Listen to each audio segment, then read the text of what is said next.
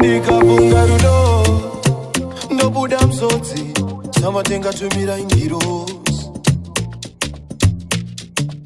dziripo dzimwe nguva dzandaigara namata Mwari tungamira mudiwa wangu nyama ndairimira makudo mari yawawana wopedza uchidya nemageva zvimwe ndairimira makudo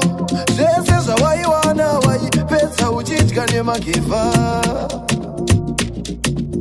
wakandirimbisa uchandirora vana vako ndichatakura nasi pano